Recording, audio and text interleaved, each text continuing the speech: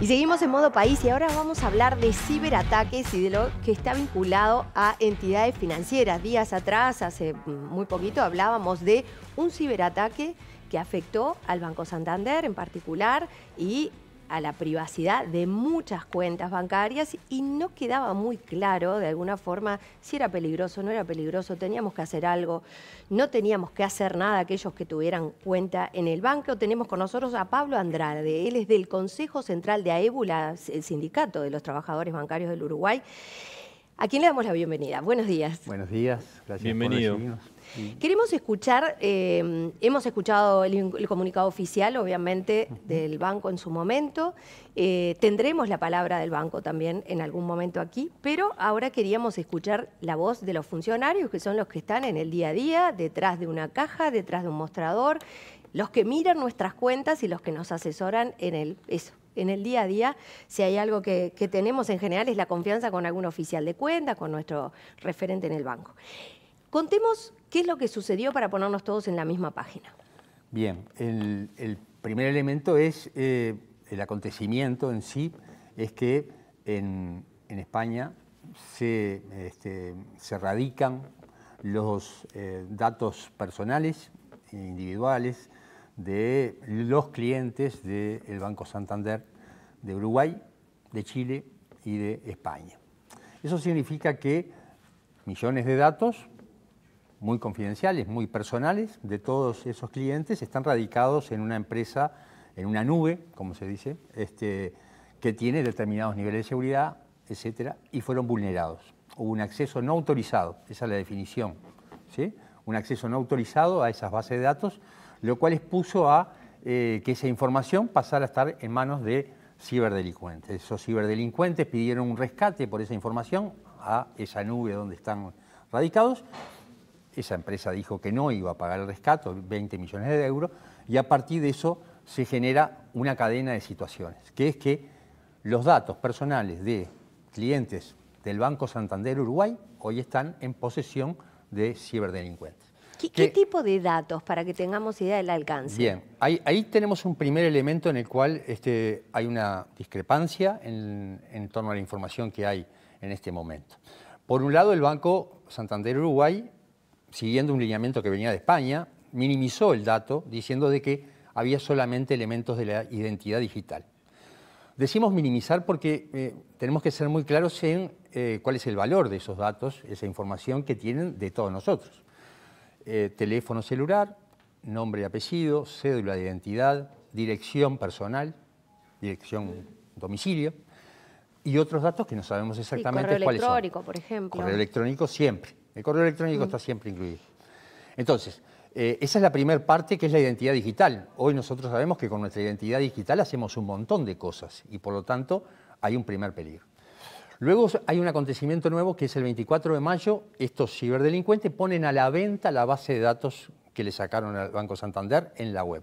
Eso significa que hoy hay en un espacio en las redes que se está ofreciendo un conjunto de información que se habla de 30 millones de datos del Banco Santander, de datos de clientes, en los cuales además informan ellos que lo que venden incluye números de tarjetas de crédito, números de cuenta y saldos. Y además se habla de que... ¿No habría claves, no habría saldos de cuenta bancaria, saldo de tarjeta o saldo de cuentas saldos también? De cuenta, ellos dicen que sí. No hay claves porque la clave tú la puedes haber modificado ayer.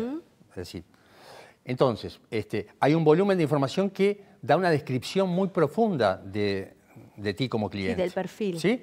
De tu perfil, de qué tarjeta de crédito tienes, qué saldos tienes en las cuentas, además de toda la información que implica haber traspasado algunos elementos para el tipo de ciberdelito que habitualmente estamos acostumbrados. Y allí es donde el Banco Santander da algunas señales que no son las mismas, no tiene la misma rigurosidad en España que en Uruguay. En Uruguay se minimiza mucho el elemento. ¿Por qué? Porque en el fondo esto responde a una política empresarial, que es poner mecanismos de tercerización, es decir, trasladar partes del negocio a empresas colaterales. Y esas empresas colaterales ni siquiera están en Uruguay. Entonces, ahí comenzamos a tener una serie de problemas vinculados a lo que nosotros llamamos la soberanía de nuestros datos, es decir, los datos de los uruguayos, ¿dónde están? se agregan además otros problemas. Han habido reclamos o llamadas de clientes argentinos, paraguayos, brasileños a los bancos diciendo cómo mis datos estaban en España y fueron vulnerados desde allá. ¿Y ustedes qué entienden que habría que haber hecho? Lo primero que no está haciendo correctamente el Santander, porque lo hemos comprobado a partir de clientes que han solicitado la información, es informarle al cliente personalmente qué datos suyos fueron vulnerados. Que tú sepas claramente cuáles son tus datos que están en poder de estos delincuentes. ¿Por qué razón es importante eso? Porque tú te tienes que prevenir, porque lo primero que tenés que hacer es prevenir. Todavía no hay operaciones vinculadas a esto, todavía no, porque las bases de datos están a la venta, por lo cual los delitos en España, según el país de Madrid, esperan que en las próximas semanas, meses, comiencen a generarse los delitos que se asocian a este robo de base de datos. Por lo tanto, saber qué información tuya está en posesión de esta gente es para ti lo primero. ¿Solo el banco nos podría dar esa información o la podemos obtener de otra forma? Bien, nosotros como sindicato pusimos a disposición dos medios que hay. Uno es hay una página web en aeu.org.uy que tú accedes a un link para una nota base para mandarle al banco, opción 1. Opción 2, AGESIC tiene un sistema de reclamos sobre situaciones vinculadas a datos personales. Hay un formulario, también está el link ahí en AEU, pero puede entrar directamente la gente en AGESIC y llenar el formulario y reclamar que quiere saber cuáles datos personales fueron vulnerados. ¿Está respondiendo el banco a esas solicitudes? Las respuestas que hasta ahora ha dado el banco son de minimizar el problema. Y una última, siempre la frase final, lamentamos los daños que se le pueda generar.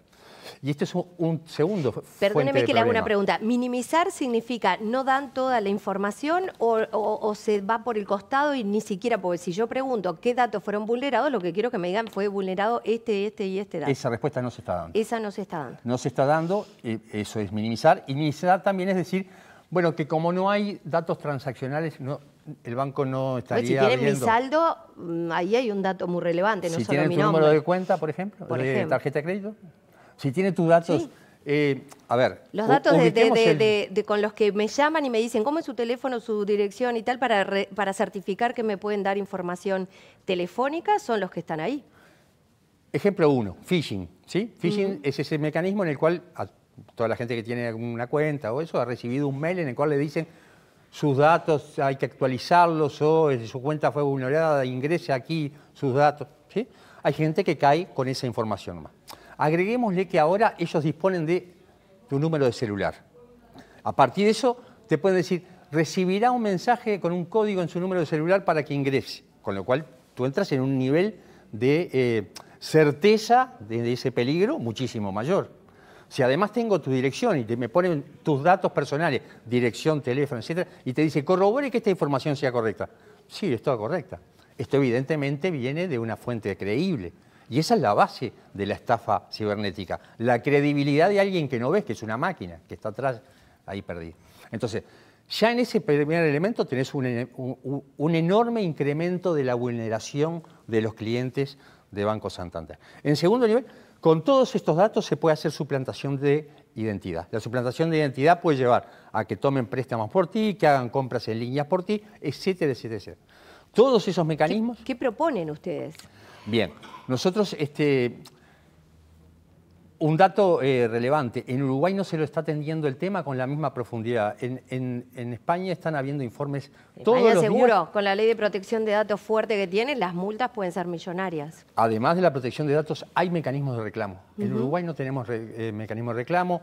La ley de ciberseguridad y ciberdelitos tiene media sanción, todavía no ha terminado. Exacto. Hay en el Parlamento en discusión una ley sobre el tema de datos personales que tampoco ha terminado de avanzar.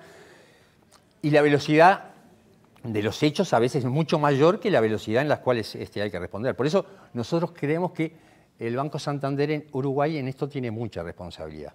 Y al margen de que informe el cliente qué datos se le robó, ¿qué se puede hacer para evitar un fraude? Lo primero que habría que hacer es establecer el principio de la soberanía de los datos. Los datos de los clientes de Uruguay tienen que estar en Uruguay. Pero ahora no ya puede está. ser. Ahora ya está. A partir de eso, bien, pero no sigamos. Futuro, claro. Pero sí, es que lo primero que tenemos que decir, hoy ya está, todo ahora, cliente de Santander ya está en peligro. Pero hoy, por ejemplo, cambiar los números de cuenta podría ser una posibilidad. el Banco Santander, por ejemplo, podría ya estar implementando medidas de informarte a ti correctamente qué datos tienen tuyos, ¿verdad? A partir de eso, establecerte con claridad cuáles son los mecanismos que tenés que tener de previsión para que no te estafen. En tercer lugar, podría haber responsabilidad del Banco Santander de decir, bueno, cuando una estafa se le produzca a un cliente por mi fuga de datos, por la fuga que yo provoqué, por poner los datos en España, me hago responsable de determinada cosa. ¿Se podría establecer algún mecanismo de seguro sobre ciberdelito? Es decir, así como existen seguros en la COPAP por los depósitos que garantizan los depósitos, se podrían establecer seguros donde las empresas que han tenido magníficas ganancias, 300 millones de dólares ganó el Santander el año pasado, dedicar una parte de sus ganancias a cubrir a los clientes de eventuales Hoy nos llaman delitos. y nos plantean que nos venden un seguro para la cuenta para que estemos más tranquilos. ¿Los seguros cubren? Poquito de plata. ¿Son seguros? ¿Sirven esos seguros para algo? Porque no cubren el 100% de la cuenta. Lo que te dicen es hasta un monto, que puede ser mucho menor a lo que uno tenga reservado. Exacto. Y precisamente por eso, si el Banco Santander Uruguay era el que salvaguardaba los datos, si los trabajadores del Banco Santander están sometidos a estrictos controles sobre el manejo de los datos, y luego una medida del Banco Santander, porque le da más rentabilidad tener los datos en el exterior, le generan una ganancia extra, lo primero que tienen que hacer es disponer fondos para resarcir los efectos de esa política. Eso es lo que plantean ustedes, que haya un resarcimiento. En segundo lugar, nos parece muy importante que se discuta el modelo de digitalización con que se trabaja en el sistema financiero. Hace un ratito me decías, bueno, cómo se han perdido las cajas en los bancos. El sistema avanza en un modelo de digitalización extremo. Es decir, casi vamos a sistemas en los cuales haya cuanto menos trabajadores haya, mejor. ¿Por qué? Porque es más caro un trabajador y por lo tanto da más ganancia todos los sistemas digitales. ¿Son buenos los sistemas digitales? En la pandemia probamos que sí. Probamos en comodidad cotidiana, que son más cómodos para el usuario, pero requieren mayores niveles de seguridad para proteger al cliente. Requieren que siempre haya un back humano, alguien atrás, que pueda responder tu consulta o que te pueda ayudar o asesorar en el manejo de esos servicios digitales. Bien. Es decir, hay un montón de componentes que no están discutiéndose y que son claves en este proceso. Le pregunto, perdón, muy cortito, ¿y están dando también cuenta que esto podría provocar una corrida bancaria frente al Banco Santander, en donde todos los que tengan una cuenta allí digan, me la quiero llevar a otro banco que me genere más seguridad? ¿Cómo están preparados para algo así o cómo manejarlo con la opinión pública? En realidad lo que nosotros podemos decirle a la opinión pública es que esto requiere que el sistema político y el Banco Central asuman más responsabilidades, porque esto que le pasó al Banco Santander le puede pasar a cualquier banco. Porque estas prácticas son habituales en el sistema financiero. Que nos llame un call center desde Perú para ofrecernos productos de un banco es habitual y por lo tanto nosotros no nos damos cuenta, pero alguien tenía nuestros datos en Perú para ofrecernos ese producto. Por lo cual, el elemento de que hoy sea el Banco Santander que en sus prácticas a escala mundial desarrolla o está sometido a estas cosas, no significa que el resto del sistema esté vacunado contra este tipo de elementos. Lo segundo que está muy asociado es que el Banco Santander tiene condiciones para dar respuestas que no está dando. Bien. Pablo, nos quedan 2 minutos. Fracasaron las negociaciones con los bancos privados por convenios colectivos. Ponenos en estado de situación. ¿En qué están? Bien, el estado de situación es bien concreto. Los bancos que venían de un proceso en 2023 de una ganancia superior a los 600 millones de dólares, querían este año empezar a una reducción de costos generales en materia laboral. Nosotros como sindicato tuvimos una serie de discusiones con la Asociación de Bancos Privados. Quiero remarcar que nosotros no tenemos convenio actualmente con la Asociación de Bancos Privados, los convenios son banco a banco, por lo cual el no haber llegado a un acuerdo sobre 2 o 3 planteos que le hacía el sindicato, básicamente uno referido a una bolsa de trabajo para los puestos que se van perdiendo producto de la tecnología y por los despidos que aún mantiene el sindicato en el Citibank. Un segundo elemento vinculado al ingreso de funcionarios a los bancos y un tercer elemento vinculado a las políticas de ascenso y concurso en los bancos. Esos planteos fueron rechazados. Cortito, ustedes en la Bolsa de Trabajo lo que establecían era que quienes fueran, por ejemplo, cesados de su trabajo quedaran allí por si se generaban vacantes en otro banco. Sí, incluir un proceso de recalificación. De recalificación. En cuanto a los ingresos que estaban planteando. Que existiera una mayor acceso a trabajadores formados en la educación pública. Nosotros tenemos contratado que hay una tendencia fuerte a la contratación exclusivamente en universidades privadas y ese es un elemento de debate. Y en torno al tema de la evolución de las carreras funcionales, que haya igualdad, porque en la evolución de las carreras profesionales se aplica una fuerte política antisindical, de discriminación sindical en los ascensos. ¿Y el tercer punto era? Este es el tercero. Ese es el tercer punto, ahí están los tres. Esos No hay acuerdo. En esos puntos fueron rechazados por los bancos, consideran que no corresponde, y ellos insisten con rebajar costos en distintas áreas. ¿Y ahora? Y ahora iremos a la discusión banco a banco, como están los convenios establecidos. Algunos tienen ultraactividad, algunos no tienen ultraactividad, por lo cual va a ser una discusión que va a generar que el conflicto se desarrolle en cada banco de acuerdo a su realidad. Bien, y ahí serán las bases de los bancos quienes, en definitiva, si necesitan tomar medidas por no llegar a un acuerdo, resuelvan. Exactamente. Nosotros lo que vamos a mantener al máximo son los procesos de negociación, evitando afectar a la población con medidas. Quedó clarísimo. Pablo, muchísimas gracias por estos minutos. Conversaremos en algún otro momento seguramente. Muchísimas Ojalá gracias que no sea por fuga de datos. Esperemos que no. Muchas gracias. Hacemos una